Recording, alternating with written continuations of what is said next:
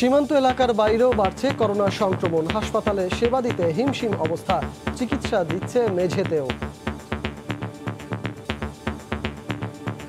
আমাদের রেড জোনে এই পর্যন্ত টোটাল পেশেন্ট গত 24 ঘন্টায় ভর্তি আছে 64 জন, আর ইয়েলো জোনে ভর্তি আছে 42 জন। রোগীর অব্যাহত চাপের কারণে 50টি সিলিন্ডার জরুরি ভিত্তিতে খুবই প্রয়োজন। যদি রোগীর পরিমাণ অত্যাধিক বেড়ে যায় সেক্ষেত্রে হয়তো একটা সমস্যা হবে। রোগীর চাপ বেড়ে যাওয়ার কারণে করোনা ইউনিট 2 অতি সত্বর চালু করতে যাচ্ছি। কাল চীন থেকে আসছে 6 লাখ ডোজ টিকা। বাংলাদেশকে সরাসরি ভ্যাকসিন দেওয়ার আশ্বাস মার্কিন প্রশাসনের। সেনেটর চাক শুমার যে প্রতিশ্রুতি দিয়েছে বাংলাদেশকে সে আরো বেশি ভ্যাকসিন অ্যালোকেট করবে বলে আমাদেরকে বলেছে। স্কুল কলেজের ছুটি বাড়ল 30 জুন পর্যন্ত। দেখছিলেন প্রধান শিরোনাম। দুপুরের সময় সঙ্গে আছি আমি সজল মিত্র রিচার্ড। এবার অন্যান্য শীর্ষ সংবাদ। বর্ষায় রাজধানীবাসীর নিত্যসঙ্গী জলজট। অপরিকল্পিত ভবনের কারণেই একটু বৃষ্টিতেই ডুবে যায় অনেক এলাকা। শতভাগ খাল ও ড্রেন সচল হলেও মিলবে না সমাধান, বলছেন বিশেষজ্ঞরা। রাস্তা থেকে বৈদ্যুতিক খুঁটি সরাতে পিডিবির গড়িমসি। দ্বিতীয় দফায় বাড়ল চট্টগ্রামে এলিভেটেড এক্সপ্রেসওয়ে নির্মাণ কাজের সময়সীমা, বাড়তে পারে খরচও। এবং সাকিবের লাথি মেরে স্ট্যাম্প ভাঙার ঘটনায় শাস্তির সিদ্ধান্ত আসতে পারে আজই। ঢাকা প্রিমিয়ার লিগ মানেই যেন আবাহনীর সঙ্গে আম্পায়ারদের সখ্যতার গল্প।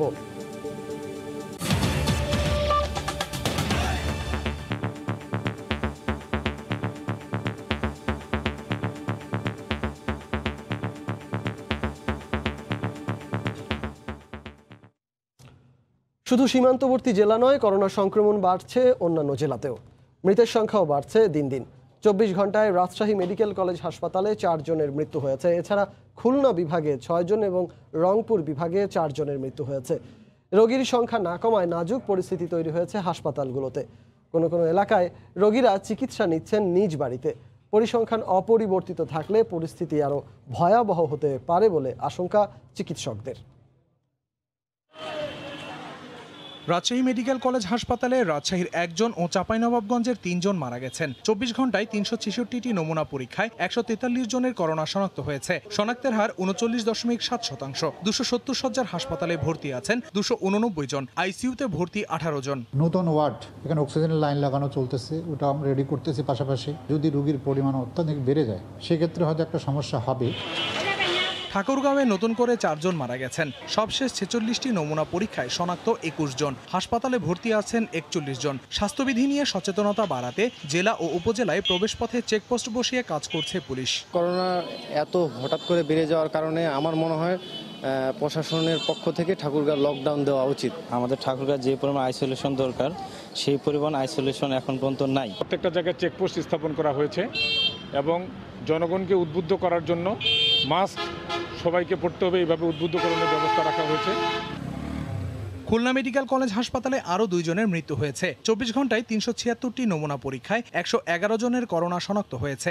আক্রান্তের হার 24%। 100 শয্যার হাসপাতালে ভর্তি আছেন 132 জন, আইসিইউতে ভর্তি 20 জন। রোববার থেকে শুরু হবে 1 সপ্তাহের লকডাউন। করোনা ইউনিট 2 অতি সত্বর চালু করতে যাচ্ছি এবং তার কাজ চলমান। 10 জন চিকিৎসক এবং 40 জন নার্স আমাদের ডেডিকেটেড করোনা হাসপাতাল খুলনা ইউনিট 2 এর জন্য ডেপুটেড হয়েছেন।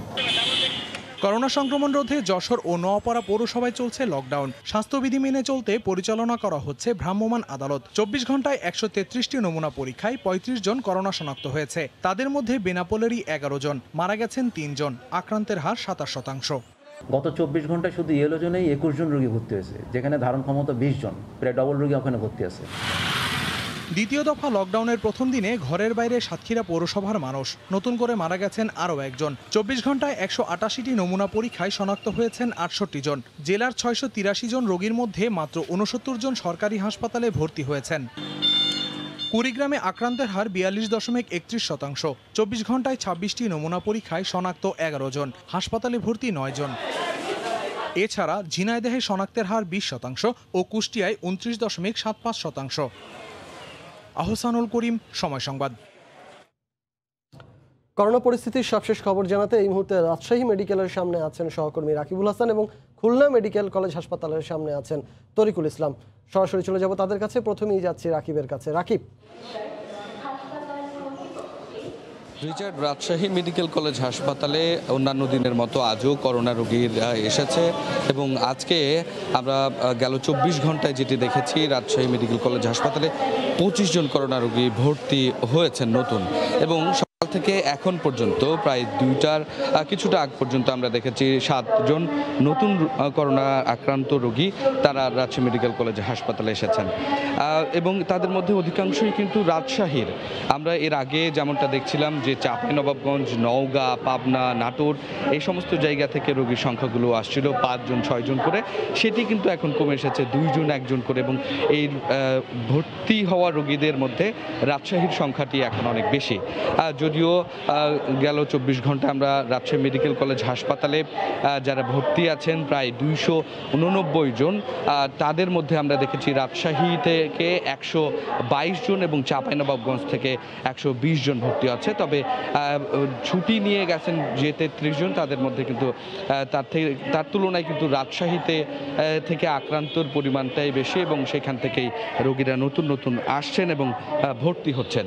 আমরা যেই জিনিসটুকু আপনাকে জানিয়ে রাখতে চাই যে গেল 24 ঘন্টায় রাজশাহী মেডিকেল কলেজ হাসপাতাল যে হিসেবটি দিয়েছে যে 366 জনের করোনা পরীক্ষা করা হয়েছে, যাদের মধ্যে 143 জনই আক্রান্ত হয়েছেন, যাদের অধিকাংশ এখানেও রাজশাহীর সংখ্যাটিই বেশি, যার শতাংশ প্রায় 39.07। এবং এই হাসপাতালটি আপনি জানেন যে এখন 270 শয্যার করোনা শয্যা রাখা হয়েছে। সেই তুলনায় কিন্তু রোগী যে পরিমাণে বাড়ছে, হাসপাতাল কর্তৃপক্ষ বলছে তাদের জন্য এটি তো অবশ্যই একটি বড় চাপ। তবে তারা চেষ্টা করছেন অক্সিজেন সরবরাহ করে, সিলিন্ডার অক্সিজেন সরবরাহ করে, এবং হাসপাতালের প্রত্যেকটি যে 10টি ওয়ার্ডে করোনা রোগীদের চিকিৎসা দেওয়া হচ্ছে সেখানে সেন্ট্রাল অক্সিজেনের সাথে সংযোগ স্থাপন করে তাদেরকে চিকিৎসা দেওয়ার চেষ্টা করা হচ্ছে, এবং এর পাশাপাশি হাসপাতালের 15 নম্বর ওয়ার্ডটিকে পুরোপুরি করোনা শয্যার আওতায় আনার কথা বলছেন। এবং যেহেতু রাজশাহীতে গতকাল থেকে 5টা পর্যন্ত লকডাউন চলছে, সে কারণে হাসপাতাল কর্তৃপক্ষ এই সংখ্যাটি কমে আসার আশাবাদী হয়েছেন। রাজশাহী মেডিকেল কলেজ হাসপাতালের রাজশাহীর করোনার পরিস্থিতি ছিল এই। শুনবো খুলনার, সেখানে আছে সহকর্মী তরিকুল ইসলাম।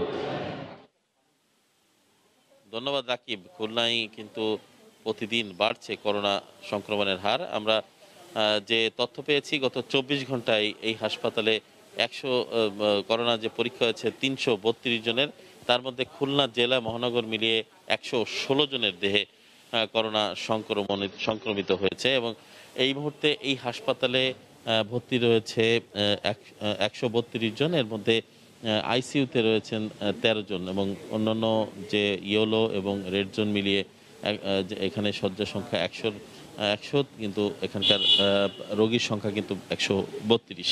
তো আমরা সকাল থেকে যে জিনিসটা দেখেছি, এখানে করোনা পরীক্ষার জন্য নগরীর বিভিন্ন প্রান্ত থেকে মানুষ আসছে এখানে করোনা পরীক্ষার জন্য, এবং নমুনা তারা দিয়ে গেছেন সকালে, এবং 2টা পর্যন্ত এই নমুনা সংগ্রহ করা হয়। এরপরে একদিন পরে কিন্তু রিপোর্ট জানানো হয়। তো সেই হিসাবে কিন্তু আমরা যেটি দেখেছি যে এখানে কিন্তু করোনার যে নমুনা নেওয়া এবং পরীক্ষা করা, এর হার কিন্তু বৃদ্ধি পায়নি। তবে এটি বৃদ্ধির জন্য কিন্তু এখানকার যে স্বাস্থ্য বিভাগ রয়েছে এবং প্রশাসন রয়েছে, স্থানীয় সবাই মিলে চেষ্টা করছেন যে খুলনা বিশ্ববিদ্যালয়ের যে পিসিআর ল্যাব রয়েছে সেখানে কিভাবে সেখানে আরও বেশি পরীক্ষা করা যায়, এবং তার সম্ভাব্যতা আজকে যাচাই বাছাই করা হয়েছে, এবং পরবর্তীতে সিদ্ধান্ত জানানো হবে। যদি এইখানে পরীক্ষা করা হয় তাহলে প্রতিদিন খুলনায় 500 মানুষের পরীক্ষা করা সম্ভব হবে বলে তারা জানিয়েছেন। এবং আরেকটি বিষয় সেটি হচ্ছে যে এখানকার যে চিকিৎসা ব্যবস্থা, সেখানে কিন্তু ডাক্তার এবং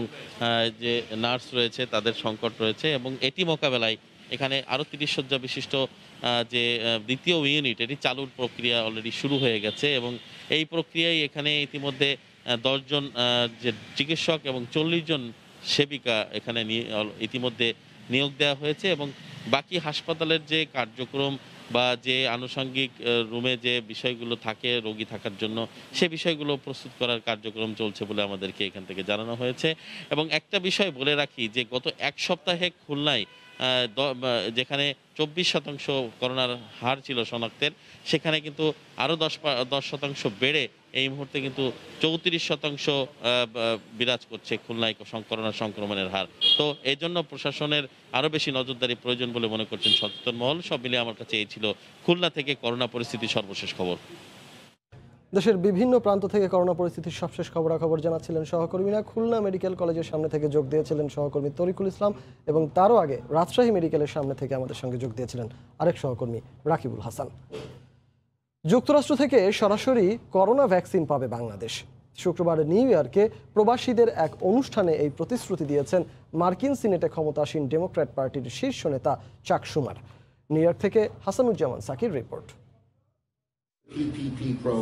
শুক্রবার বাংলাদেশি আমেরিকান সোসাইটির এক অনুষ্ঠানে আসেন মার্কিন কংগ্রেসের মেজরিটি লিডার সিনেটর চাক শুমার। তিনি বাংলাদেশি ও অভিবাসীদের স্বার্থ সংশ্লিষ্ট বিভিন্ন ইস্যুতে কথা বলেন। চাক শুমার প্রতিশ্রুতি দেন বাংলাদেশ যেন বেশি সংখ্যক করোনার টিকা পায়, এজন্য তিনি বাইডেন প্রশাসনের সঙ্গে আলোচনা করবেন। মেজরিটি লিডার সিনেটর চাক শুমার যে প্রতিশ্রুতি দিয়েছে বাংলাদেশকে সে আরো বেশি ভ্যাকসিন অ্যালোকেট করবে বলে আমাদেরকে বলেছে আমাদের দাবির প্রেক্ষিতে। কারণ আপনারা জানেন আমেরিকা 500 মিলিয়ন ভ্যাকসিন অলরেডি কিনবে এবং এটা ডিস্ট্রিবিউট করবে ওয়ার্ল্ড ওয়াইড। আমাদের রিকোয়েস্ট ছিল বাংলাদেশের জন্য আরো বেশি যায়। সে বলেছে যথাসাধ্য সম্ভব বাংলাদেশের যেহেতু মানুষ বেশি, অনেক বেশি মানুষ, সেই ক্ষেত্রে যত বেশি সম্ভব পারে সে তার চেষ্টা করে বাংলাদেশের জন্য এই ভ্যাকসিনটা আমাদের পক্ষ থেকে ডোনেট করা হয়। চাক শুমার রোহিঙ্গা সংকটের স্থায়ী সমাধান, অভিবাসন প্রত্যাশী বাংলাদেশি এবং কাগজপত্রহীনদের বহিষ্কার বন্ধেরও প্রতিশ্রুতি দেন। গ্রিন কার্ড নিয়ে আটকা পড়ে আছেন বিভিন্ন কারণে, তাদের ব্যাপারে উনি একটা সুষ্ঠু পদক্ষেপ নেবেন, তারা যেন সহজে আসতে পারে এই দেশে। এবং রোহিঙ্গা ইস্যুতে উনি ওয়াকিবহাল আছেন এবং রোহিঙ্গা ইস্যুতে উনি বাংলাদেশকে সাহায্য করার প্রতিশ্রুতি দিয়েছেন। দীর্ঘ 55 বছরের রাজনৈতিক জীবনে চাক শুমার এই নিয়ে দুবার বাংলাদেশি কমিউনিটির অনুষ্ঠানে এলেন। নিউ ইয়র্কের মূলধারার রাজনীতির মাঠ বর্তমানে বেশ উত্তপ্ত, কারণ 22 জুন অনুষ্ঠিত হতে যাচ্ছে সিটির গুরুত্বপূর্ণ ডেমোক্রেটিক দলের প্রাইমারি নির্বাচন, যে নির্বাচনে বিভিন্ন পদে অংশ নিচ্ছেন অনেক বাংলাদেশিরা। আর এই নির্বাচনের আগাম ভোট শুরু হতে যাচ্ছে শনিবার থেকে। হাসানুজ্জামান সাকি, সময় সংবাদ, নিউ ইয়র্ক। করোনা পরিস্থিতির অবনতি হওয়ায় দেশের মাধ্যমিক ও উচ্চ মাধ্যমিক পর্যায়ের সব শিক্ষা প্রতিষ্ঠানের ছুটি আগামী 30 জুন পর্যন্ত বাড়ানো হয়েছে। দুপুরে শিক্ষা মন্ত্রণালয় এক বিবৃতিতে এ সিদ্ধান্ত জানায়। এতে বলা হয়, করোনা সংক্রমণ বেড়ে যাওয়ায় সীমান্তবর্তী জেলাসহ বিভিন্ন অঞ্চলে আংশিকভাবে লকডাউন কার্যকর আছে। এ অবস্থায় শিক্ষক শিক্ষার্থী সহ সংশ্লিষ্টদের স্বাস্থ্য সুরক্ষা ও সার্বিক নিরাপত্তার বিষয়টি বিবেচনা করা হচ্ছে। কোভিড-19 সংক্রান্ত জাতীয় পরামর্শ কমিটির পরামর্শ অনুযায়ী দেশের মাধ্যমিক ও উচ্চ মাধ্যমিক পর্যায়ের সকল শিক্ষা প্রতিষ্ঠান এবং ইবতেদায়ী ও কওমি মাদ্রাসায় চলমান ছুটি আবারও বাড়ানো হয়েছে। সম্প্রতি শিক্ষামন্ত্রী ভার্চুয়াল সংবাদ সম্মেলনে করোনা পরিস্থিতির উন্নতি সাপেক্ষে 13 জুন মাধ্যমিক ও উচ্চ মাধ্যমিক পর্যায়ের শিক্ষা প্রতিষ্ঠান খুলে দেওয়ার কথা জানিয়েছিলেন। এবার অন্য প্রসঙ্গ। বর্তমান বাস্তবতায় সবগুলো খাল, ড্রেন শতভাগ সচল থাকলেও নগরীর জলজট কমানো সম্ভব নয়। নগরবিদরা বলছেন, অপরিকল্পিত নগরায়নে গড়িয়ে যাওয়া পানির পরিমাণ 25 ভাগ বেড়ে যাওয়ায় এমন পরিণতি। অথচ দখল আর দূষণ প্রতিনিয়তই গিলে খাচ্ছে পানি প্রবাহের উৎস। তাই দরকার নতুন মাস্টার প্ল্যান আর তার বাস্তবায়ন। ঢাকা সিটির 2 মেয়র বলছেন, খালগুলো পুরোপুরি বুঝে পেলে আগামী মৌসুম থেকে সুফল মিলবে। ওমর ফারুকের ক্যামেরায় রাশেদ লিমনের রিপোর্ট। বৃষ্টি দিন প্রকৃতির সঙ্গে আনন্দে নেচে ওঠে প্রাণ। বর্ষা যেন গভীর শূন্যতার সঙ্গে বয়ে আনে আনন্দক্ষণ। তবে বৃষ্টি কি শান্তির পরশ দেয় সব জীবনে, সব সময়? হাবিব মিয়া 1 দশক হলো দাপিয়ে বেড়ান ঢাকা। একটু বৃষ্টিতেই এখন বলে দিতে পারেন কোথায় যেতে মানা।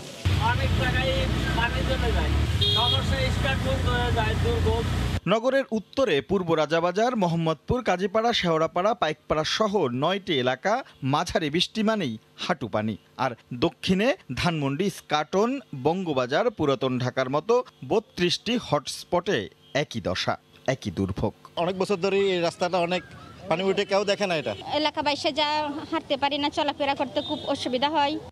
জলাবদ্ধতার কারণ কি? 90 দশকে রাজধানীর জলাবদ্ধতা নিরসনে মাস্টার প্ল্যান অনুযায়ী বৃষ্টির পানি ৪৫ থেকে ৫০% চলে যাবে ড্রেনে, বাকি অংশ শুষে নেবে মাটি। গেল ৩ দশকে ৪৭% সবুজ হারিয়েছে ঢাকা, হারিয়েছে কাঁচা মাটি। ফলে ড্রেনে গড়ানো পানির অনুপাত বেড়েছে ৭০%। তাই ড্রেন, নালা, খাল সব ঠিক থাকলেও ২০ থেকে ২৫% পানি অতিরিক্ত হবার কথা। আবার গত ৩ দশকে অবৈধ দখল, অপরিকল্পিত ভরাটে ৪০% খাল আর নালা হারিয়েছে ঢাকা। টিকে আছে যেগুলো, সেগুলো লড়ছে নিজের অস্তিত্ব বাঁচাতেই। কঠিন এবং তরল বর্জ্যকে ব্যবস্থাপনা না করলে খাল, জলাধার, জলাশয় উদ্ধার করা সম্ভব না। সিটি কর্পোরেশনকে একটা আধুনিক পদ্ধতিগত উন্নয়ন এবং ব্যবস্থাপনাগত উন্নয়ন করতে হবে। দীর্ঘদিনের দাবির প্রেক্ষিতে অবশেষে গত বছরের শেষে এসে সমন্বয় শুরু হয়। বেঁচে থাকা ৬৫টি খালের মধ্যে ২৭টি ওয়াসা থেকে বুঝে পেয়েছে সিটি কর্পোরেশন। প্রক্রিয়া শেষ হলে সুফল মেলার আশ্বাস দুই নগর পিতার। ঢাকার মধ্যে যে নালা নর্দমা অন্তর্জাল রয়েছে, সেই জায়গাটা যদি আমরা সংস্কার না করি, তাহলে আমরা এই পানিটা যাওয়ার কোনো সুযোগ পাবে না সেই নদী পর্যন্ত। সেই কাজটা আমরা হাতে নিয়েছি। এখন আমাদের কাজ হচ্ছে হলো খালের দখলমুক্ত, খালের পানি প্রবাহ, খালের ডিমার্কেশন এবং ডিমার্কেশন চিহ্নিত করে আমরা একটা প্রজেক্ট রেডি করছি।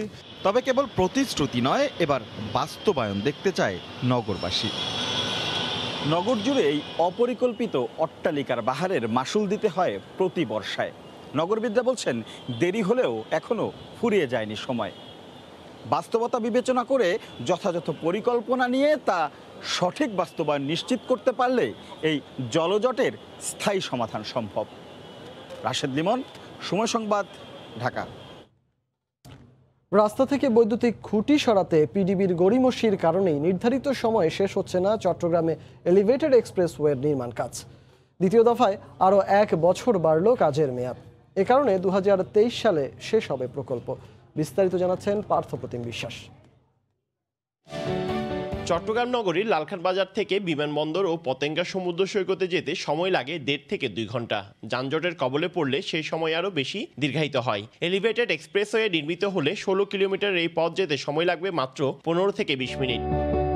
নগরীর লালখান বাজার হতে শাহমানত বিমানবন্দর পর্যন্ত ১৬ কিলোমিটার এলিভেটেড এক্সপ্রেসওয়ের ২০১৭ সালে একনেকে কাজের অনুমোদন দেওয়া হয়। মূল কাজ শুরু হয় ২০১৯-এর জুলাইয়ে। ৩ বছর মেয়াদী এই প্রকল্পের ব্যয় ধরা হয় ৩,২৫০ কোটি ৮৩ লাখ টাকা।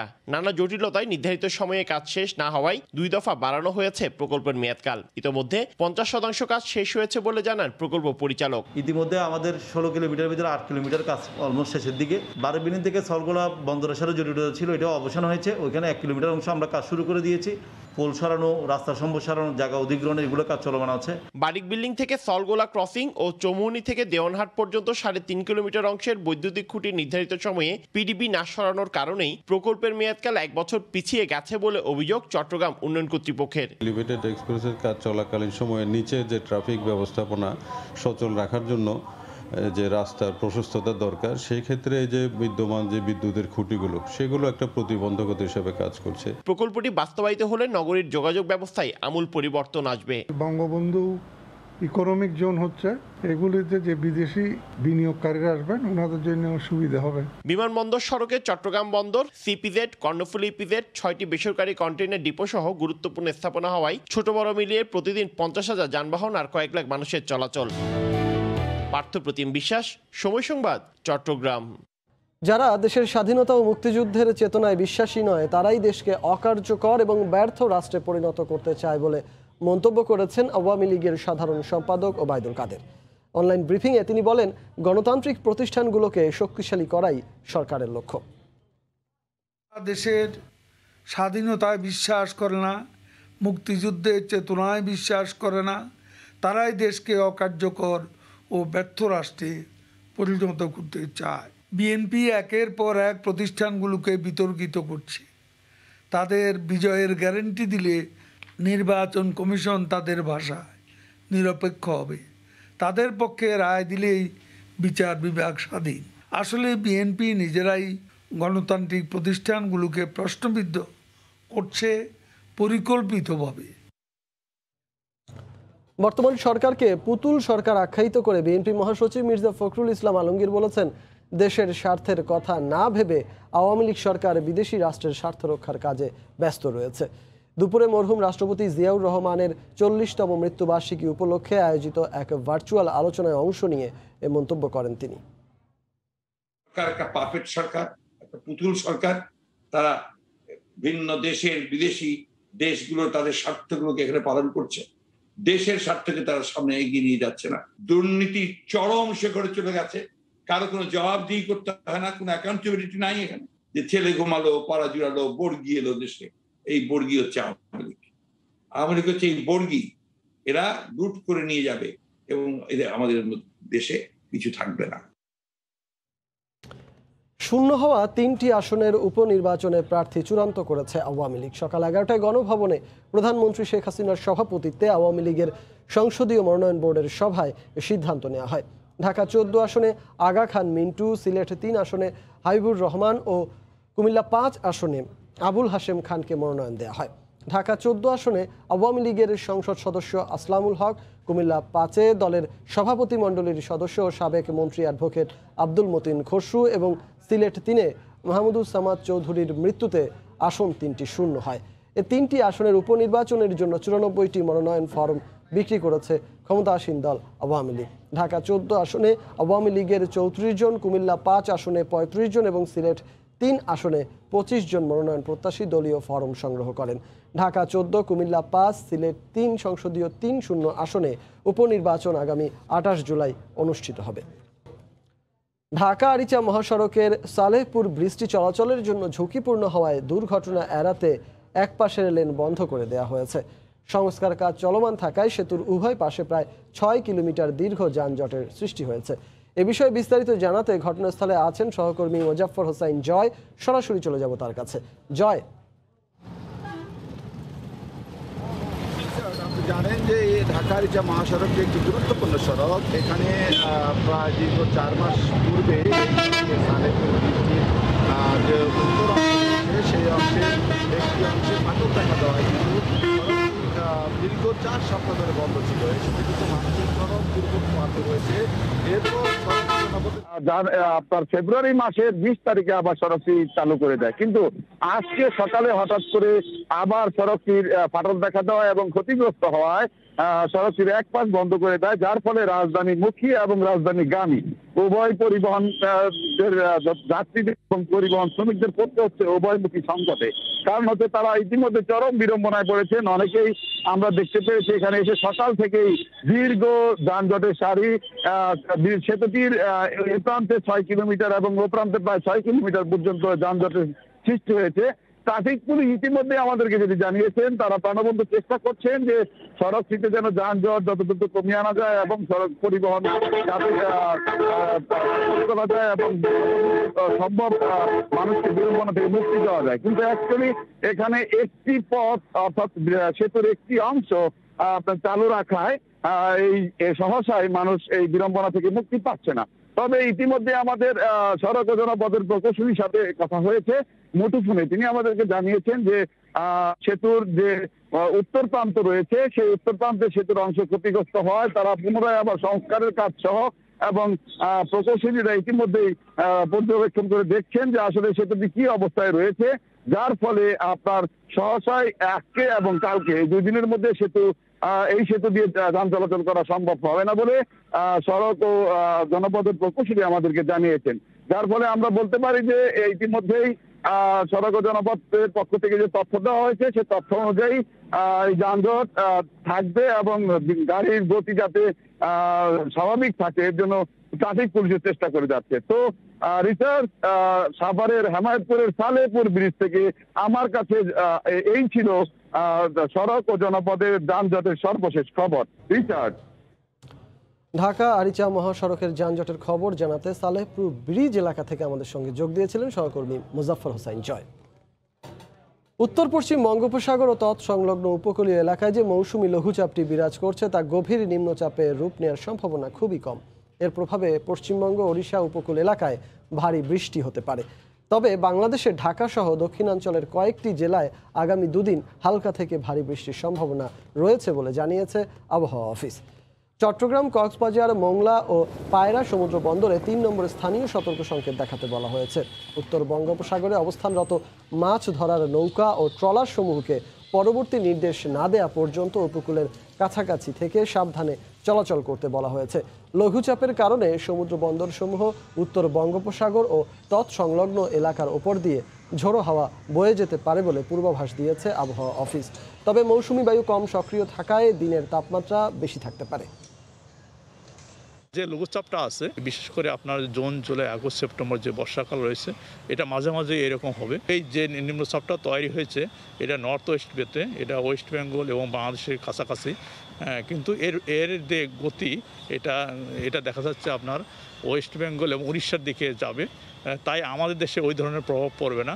তবে আমাদের বিশেষ করে দক্ষিণাঞ্চল, খুলনা, বরিশাল, চট্টগ্রাম, এইসব জায়গা থেকে হালকা থেকে মাঝারি এবং কোনো কোনো জায়গায় ভারী বর্ষণ হতে পারে। তবে অতি ভারী বর্ষণ হওয়ার সম্ভাবনা কম। মালয়েশিয়ায় শেষ হতে চলেছে অবৈধ অভিবাসীদের বৈধ করার 2টি পরিকল্পনা। এর মাধ্যমে অবৈধ অভিবাসী শ্রমিকদের বৈধভাবে নিয়োগ এবং নিজ দেশে স্বেচ্ছায় ফেরত যাওয়ার সুযোগ দেয়া হয়। মালয়েশিয়া থেকে মোহাম্মদ আব্দুল কাদেরের রিপোর্ট। অবৈধ অভিবাসী শ্রমিকদের বৈধতা দিতে তৃতীয় পক্ষের হস্তক্ষেপ ছাড়াই গত বছরের 16 নভেম্বর 2টি পরিকল্পনা হাতে নেয় মালয়েশিয়া সরকার। চলমান বৈধকরণ প্রক্রিয়ায় সময় মতো পাসপোর্ট না পাওয়ায় বৈধতা নিয়ে সংশয় দেখা দিয়েছে প্রবাসী বাংলাদেশিদের। পাসপোর্ট পাইতেছি না, খুব দেরি হইতেছে, প্রায় 5-6 মাসের মতন হয়ে গেছে। বৈধতা দিছে, তাই এই মাসের 30 তারিখে শেষ হয়ে যাইতেছে, এখনো এম্বাসি পাসপোর্ট দিতেছে না। এখন আমরা পাসপোর্টের জন্য আমরা বৈধকরণ হতে পারছি না। গত এপ্রিল মাস থেকে হাইকমিশনের উদ্যোগে স্থানীয় পোস্ট অফিসের মাধ্যমে শুরু হয়েছে পাসপোর্ট বিতরণ।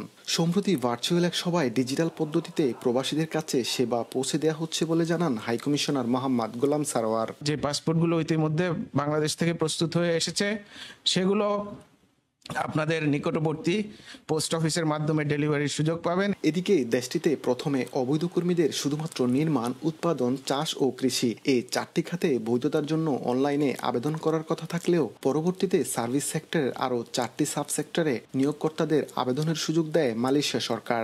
30 জুনের পর এই সময়সীমা বাড়বে না বলে সাফ জানিয়ে দিয়েছে দেশটির স্বরাষ্ট্রমন্ত্রী দাতুক সেরি হামজা জয়নুদ্দিন। জানা যায় এই 2টি পরিকল্পনায় এখনো পর্যন্ত প্রায় 2 লাখ অনিবন্ধিত অভিবাসী অংশ নিয়েছেন। এর মধ্যে 90,000 অবৈধ অভিবাসী তাদের নিজ নিজ দেশে ফিরে যাওয়ার সিদ্ধান্ত নিয়েছেন এবং 1,10,000 অভিবাসী বৈধ হওয়ার জন্য নাম নিবন্ধন করেছেন। বর্তমানে দেশটিতে প্রায় 25 লাখ বিদেশি নাগরিক বসবাস করছেন। যতই দিন যাচ্ছে ততই অবনতি হচ্ছে মালয়েশিয়ার করোনা পরিস্থিতির। এর মধ্যেই দালালদের দৈরাত্য আর নানামুখী সমস্যায় বৈধতা না পেয়ে গ্রেপ্তার আতঙ্কে দিন পার করছেন বহু প্রবাসী বাংলাদেশি। তাদের দাবি, অচিরেই এসব সমস্যা সমাধানে এগিয়ে আসবে বাংলাদেশ দূতাবাস ও বাংলাদেশ সরকার। মোহাম্মদ আব্দুল কাদের, সময় সংবাদ, কুয়ালালামপুর, মালয়েশিয়া। লাথি মেরে সাকিবের স্ট্যাম্প ভাঙা নিয়ে সামাজিক মাধ্যমে তোলপাড়। পক্ষপাত দুষ্ট আম্পায়ারিংয়ের অভিযোগ তুলে সাকিবের পক্ষ নিয়েছেন তার সমর্থকরা। এদিকে নিজের ফেসবুক পেজে সাকিবের স্ত্রী উম্মে আহমেদ শিশির দাবি করেছেন সাকিবের বিরুদ্ধে গভীর ষড়যন্ত্র হচ্ছে। বিতর্ক আর সাকিব আল হাসান যেন অঙ্গাঙ্গিভাবে জড়িত। দেশের ক্রিকেটের সেরা পারফর্মার, কত শত অর্জনে বিশ্ব ক্রিকেটের মানচিত্রে যার নামটা জলজল করে সবসময়, কিন্তু আবারও নেতিবাচক কারণে সংবাদের শিরোনামে সাকিব। ঘরোয়া ক্রিকেটে আম্পায়ারিং নিয়ে বিতর্ক নতুন নয়। ঢাকা প্রিমিয়ার লিগ আসলেই যেন এই বিতর্ক মাথাচাড়া দেয়। কিন্তু সর্ষের ভূত কে তাড়াবে? আম্পায়ারের সিদ্ধান্ত পছন্দ হয়নি, যাতে হিতাহিত জ্ঞান ভুলে সাকিব এমন কাজ করলেন, দেশের সীমানা পেরিয়ে বিশ্বে এখন যা আলোচনায়। সবাই কাঠগড়ায় তুলছে বাংলাদেশের ক্রিকেটের পোস্টার বয়কে। এক ম্যাচে সাকিবের 2 বার এমন ঘটনার জন্ম দেওয়ার সমালোচনা বিশ্ব মিডিয়ায়। সাকিব ভুল করেছেন, অনুতপ্ত হয়ে ক্ষমাও চেয়েছেন, কিন্তু সহজে কি সাকিবের এই কাণ্ড ভোলা যায়? সবাই যখন সাকিবকে শুলে চড়াচ্ছেন, তখন পাশে পাচ্ছেন একজনকে। তিনি আর কেউ নন, সহধর্মিণী শিশির। নিজের ফেসবুকে একটি পোস্ট দিয়ে শিশির দাবি করেন এই ঘটনার মোড় অন্যদিকে ঘোরানো হচ্ছে। তার মতে মাঠে অন্যায়ের প্রতিবাদ করেছেন সাকিব। মূল ঘটনা থেকে সবাই সরে সাকিবের ক্ষোভ দেখানোকে বড় করে প্রচার করছে। শিশির তার পোস্টে পক্ষপাত দুষ্ট আম্পায়ারিংয়ের অভিযোগ করেছেন, আর এসবকে তিনি মনে করছেন সাকিবের বিরুদ্ধে গভীর ষড়যন্ত্র। বিশ্বসেরা অলরাউন্ডারকে নায়ক থেকে খলনায়ক বানানোর অপচেষ্টা চলছে বলে নিজের ফেসবুকে লিখেছেন শিশির। গেল 6 মাসে সাকিব আলোচনায় এসেছেন বারবার, যার সিংহভাগই ছিল নেতিবাচক কারণে। তাই প্রশ্ন উঠতেই পারে, বিতর্ক সাকিবকে ভালোবাসে নাকি সাকিব বিতর্ক ভালোবাসেন? কিন্তু কোটি টাকার এ প্রশ্নের উত্তর কে দিবে? সাজিদ মুস্তাহিদ, সময় সংবাদ। ঢাকা প্রিমিয়ার লিগ মানেই যেন আম্পায়ারদের সঙ্গে আবাহনীর সখ্যতার গল্প। দীর্ঘ সময় ধরে চলে আসছে এই প্রথা। ঘরোয়া ক্রিকেটে এটা এখন ওপেন সিক্রেট, যার বড় প্রমাণ এবারের লিগে শেষ হওয়া 7টি ম্যাচ। এখন পর্যন্ত অনুষ্ঠিত ম্যাচগুলোতে আকাশী নীলদের 29টি উইকেটের পতন ঘটলেও যেখানে দেয়া হয়নি একটিও লেগ বিফোর উইকেট বা এলবিডব্লিউ। বোলার ফিল্ডাররা যতই আবেদন করুক না কেন, এ সময়ে আবাহনীর বিরুদ্ধে আম্পায়ারদের আঙুল ওঠেনি একবারও। ঢাকা আবাহনী লিমিটেড জাতির জনক বঙ্গবন্ধু শেখ মুজিবুর রহমানের বড় পুত্র শেখ কামালের হাত ধরে যার জন্ম। স্বাধীনতার পর থেকেই বাংলাদেশের ক্রীড়াঙ্গনে স্বনামে প্রতিষ্ঠিত একটি ক্লাব। ফুটবল, ক্রিকেট, হকি মাঠের চারদিকে যাদের বিচরণ সমৃদ্ধ করেছে লাল সবুজের ক্রীড়াঙ্গনকে, যাদের শোকেসে শোভা পায় ঘরোয়া আন্তর্জাতিক অসংখ্য ট্রফি। কিন্তু বছর দশেক ধরে আবাহনীর এই গৌরব অনেকটাই নিচের দিকে। পার আবাহনী সমর্থকরাও এখন হরহামেশাই লজ্জায় পড়েন এর কর্তাদের জন্য। তবে সেটা যতটা না মাঠের খেলার কারণে, তার চেয়ে বেশি কর্তা ব্যক্তিদের মাঠের বাইরের কর্মকাণ্ড হতাশ করে সবাইকে। ঢাকা প্রিমিয়ার লিগ ক্রিকেটে বেশ কবছর ধরেই আবাহনী মানে যেন ছায়া জাতীয় দল। বাংলাদেশ দলের অন্তত 7 থেকে 8 জন নিয়মিত থাকেন আকাশী নীলদের স্কোয়াডে। কিন্তু তারপরেও মাঠের খেলায় হরদমেই জয় পরাজয় নিয়ন্ত্রণে আম্পায়ারের সিদ্ধান্তকে প্রভাবিত করার অভিযোগ ওঠে তাদের বিরুদ্ধে, যদিও আবাহনী কর্তৃপক্ষ স্বীকার করেন না কখনোই। এবছরের ডিপিএলেও নেই কোনো ব্যতিক্রম। 7 ম্যাচ শেষ হতে না হতেই বেশ কয়েকবার আবাহনীর বিরুদ্ধে অভিযোগের আঙুল উঠেছে বিভিন্ন মহল থেকে। ম্যাচগুলোর স্কোর কার্ড বিশ্লেষণ করলেও দেখা যায় তার কিছুটা প্রমাণ। 7 ম্যাচে 29 বার আকাশী নীল ব্রিগেডের ব্যাটসম্যানরা আউট হলেও সেখানে নেই কোনো লেগ বিফোর উইকেট। ক্রিকেট পাড়ায় গুঞ্জন, আবাহনীর বিরুদ্ধে আঙুল তুলতে দ্বিধায় থাকেন ফিল্ড আম্পায়াররা। ঘটনাটা কাকতালীয় বলেই মেনে নেওয়া যেত যদি না আবাহনী মোহামেডান ম্যাচে সাকিব আল হাসানের ঘটনাটা না ঘটত। মুশফিক পরিষ্কার এলবিডব্লিউ হলেও তাতে সায় দেননি মাহফুজুর রহমান। এরপরেই তো বাধে বিপত্তি। আবাহনীর 7 ম্যাচে এখন পর্যন্ত মাঠের আম্পায়ারের দায়িত্ব পালন করেছেন 6 জন, যাদের মধ্যে এক তানভীর আহমেদ ছাড়া কারোরই নেই আন্তর্জাতিক ম্যাচ পরিচালনার অভিজ্ঞতা। ঘরোয়াতে সবচেয়ে বেশি 90টা ম্যাচ পরিচালনা করেছেন মাহফুজুর রহমান, আর বাকিদের মধ্যে সর্বোচ্চ 10টি ঘরোয়া টি-20 ম্যাচ চালিয়েছেন ইমরান পারভেজ। অথচ এই প্রিমিয়ার লিগেই দায়িত্ব পালন করছেন অন্তত এমন 3 জন আম্পায়ার যাদের রয়েছে আন্তর্জাতিক ম্যাচ চালানোর অভিজ্ঞতা। শরফুদ্দৌলা ইবনে সৈকত, মাসুদুর রহমান মুকুল, গাজী সোহেলরা অন্য দলের ম্যাচে থাকলেও তাদের দেয়া হয় না আবাহনীর ম্যাচ। তবে আম্পায়ারদের এককভাবে দোষ দিতে চান না ক্রিকেট বিশ্লেষকরা, কারণ আবাহনীর ডাগ আউট, সেখানে যে থাকেন বিসিবির প্রভাবশালী পরিচালক খালেদ মাহমুদ সুজন। এমনকি সিসিডিএম এর চেয়ারম্যান, বিসিবির সভাপতি সহ আরও অসংখ্য পরিচালকের গায়ে যে লেগে আছে আকাশী নীলের পরিচালকের তকমাটাও। নিয়ন মুহাইমিন, সময় সংবাদ। এ পর্যায়ে শিশু সংবাদ জানিয়ে দিচ্ছি আরেকবার। সীমান্ত এলাকার বাইরেও বাড়ছে করোনা সংক্রমণ। হাসপাতালে হিমশিম অবস্থা। কাল চীন থেকে আসছে 6 লাখ ডোজ টিকা। স্কুল কলেজের ছুটি বাড়ল 30 জুন পর্যন্ত। বর্ষায় রাজধানীবাসীর নিত্যসঙ্গী জলজট। অপরিকল্পিত ভবনের কারণে একটু বৃষ্টিতেই ডুবে যায় অনেক এলাকা। শতভাগ খাল ও ড্রেন সচল হলেও মিলবে না সমাধান, বলছেন বিশেষজ্ঞরা। এই ছিল দুপুরের সময়ে, সঙ্গে থাকুন সময়ে।